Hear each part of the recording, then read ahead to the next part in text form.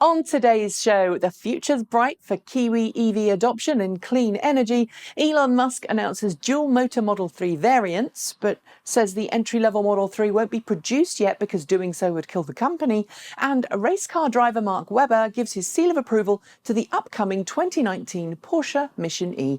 These stories and more coming next. This is Ecotricity's ecoTEC roundup show from New Zealand's only carboNZero certified renewable electricity company. We're 100% Kiwi and 50% community owned.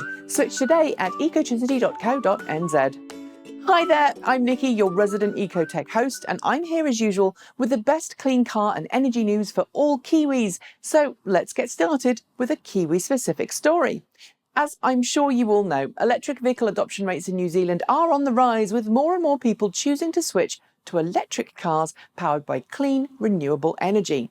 Well, a new study out this week from Auckland-based Stakeholder Strategies predicts that EV adoption rates will continue to rise, with 40% of all Kiwi light vehicles being electric by 2030 and a massive 85% of all vehicles being electric by 2050. In order to power this all, it predicts we're going to need to see an increase in wind farms and solar panel installations across New Zealand, but with plenty of new turbines going up every year and many more micro-generation projects like solar panels on your roof, I don't think it's going to be all that tough to increase New Zealand's renewable energy production. Do you? It's no secret that many auto dealers aren't fans of electric cars, partly because there's less servicing requirements and thus they can make less money from an electric car than they can an ICE vehicle, but it also because profit margins are smaller on vehicle sales and there's a whole lot of misinformation about EVs in general. In some EV-friendly places, dealer attitudes towards electric cars have started to shift, but according to a new report released this week, general attitudes around the world towards electric cars are still frankly terrible, with dealerships peddling all kinds of nonsense about electric car life. One dealership in Scandinavia even told a secret shopper they would take 2 days to drive 220 miles. Even electric car happy Norway isn't immune to the problem, so it's time for automakers to step up to the plate and hand out better dealer training, methinks. Tesla released information this week on its long-promised dual-motor Model 3 and performance dual-motor Model 3 variants, giving Tesla Model 3 reservation holders more options to consider when speccing their new car. Starting at $5,000 over the long-range Model 3, the dual-motor Model 3 features the same range as that vehicle, but brings its sprint time down to 4.5 seconds. The performance dual motor, meanwhile, is 1 second faster to 60 miles per hour and has a higher top speed, 155 miles per hour or 250 kph. Sadly, though, if you want that model, you'll be spending north of $78,000 if you tick every auction box except autopilot. That's more than twice the headlining $35,000 price point Tesla initially promised for Model 3. As for that model, well, as Musk confirmed in a series of tweets this week, those who want the entry-level Model 3 will have to wait between 3 and 6 months after Tesla reaches a consistent 5,000 cars per week production rate, as doing so before that point would quite literally kill the company. In other words, for the entry-level Model 3 to be made, Tesla needs to make some serious profit and bring costs down on production from higher-spec models. Since Tesla first hit 500 cars per day this week, which would equate to more than 5,000 cars per week, the clock might already be ticking, but it's not clear right now if Tesla's Model 3 production milestone is something that can be sustained long-term. Here's hoping that it is.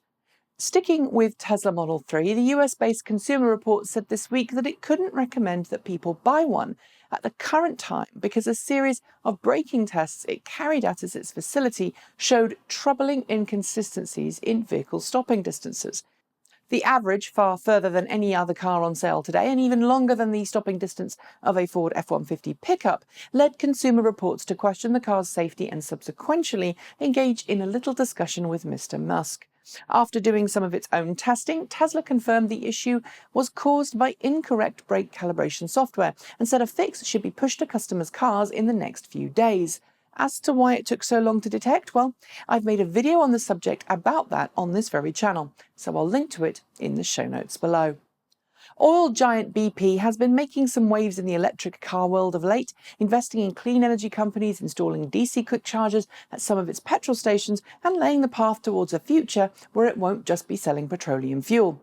And this week, it's made a strategic investment of a sizable $20 million in Israeli firm StoreDot, which is designing a new type of organic nanomaterial battery technology that can recharge from empty to full, giving Tesla levels of range in just 5 minutes. Of course, it's still in the development stage, but it's clear that electric vehicle refueling is part of BP's plan to survive in a post-oil world.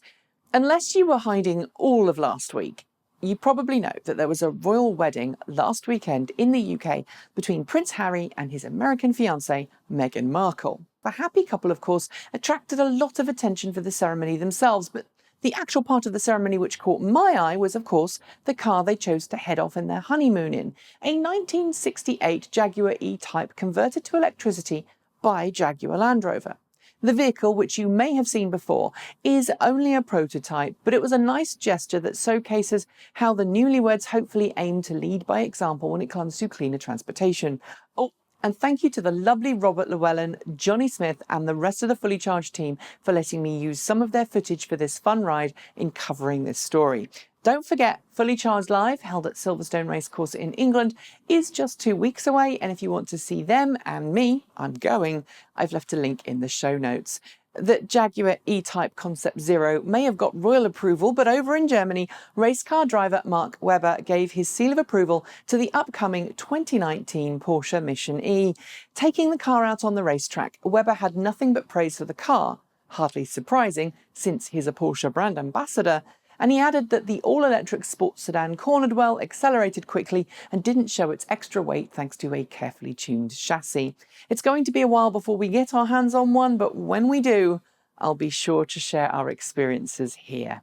And finally, it's often said that plugging a car in to charge is child's play. In fact, it was one of the advertising gimmicks used on the original EV1 to show how safe its inductive charging system was.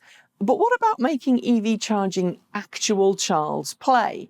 Well, that's exactly what's happened at 2 Dutch primary schools, where instead of fitting a fake petrol pump in the playground, as is apparently often the case there, charging station manufacturer EV Box has fitted 2 EV charging stations, complete with flashing lights, into the playground so that children can play at plugging in their electric cars.